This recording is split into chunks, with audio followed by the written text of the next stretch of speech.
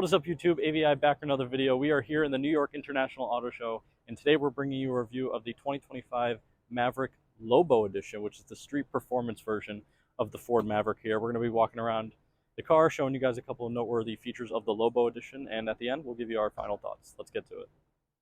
All right, unfortunately, we're not able to open the hood of this Lobo, but the Lobo does not get any increase in power compared to the other Mavericks. It is that still 2-liter turbo engine producing 250 horsepower and 277 pound-feet of torque. But you do get improved steering, suspension, and brakes on this Lobo. So there is some benefit to optioning to this street performance version. But a lot of different visuals for the Lobo.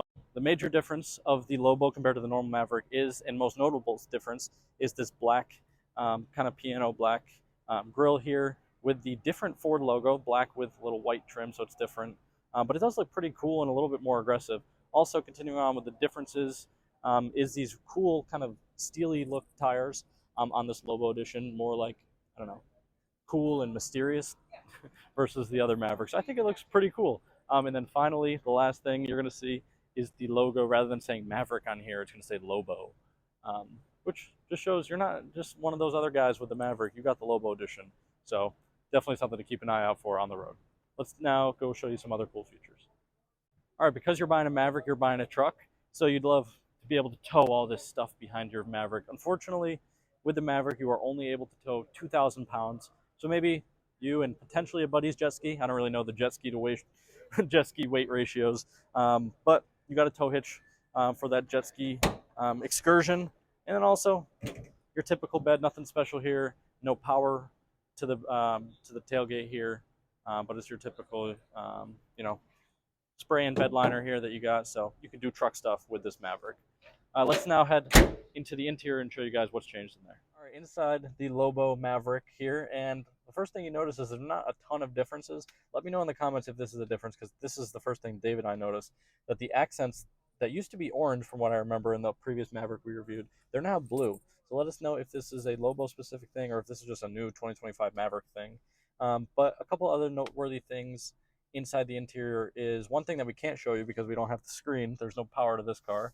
But for the Lobo, you do get a Lobo mode. So in the drive modes, you get sport, you know, normal, eco. You do get a Lobo mode, which is only available on this, you know, special edition. So that's pretty cool. I think it'll stiffen up that better suspension, give you more maybe throttle response on the gas. So that's pretty cool.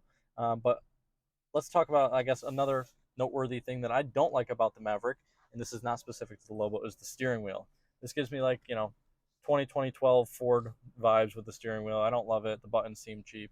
And something that Dave noticed about this is the buttons here, like for your hazards, the entire button stock moves, but somehow it knows which button you're pressing. So, like, the whole thing moves.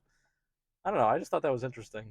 But other than that, it does like this rugged interior that you know the Maverick has become known for. But with that, you do get plastic touchy-feelies all over, but it's pretty cool. I think it's a decent place to be. But for more detailed review on the Maverick, go to the Maverick review, which is up here.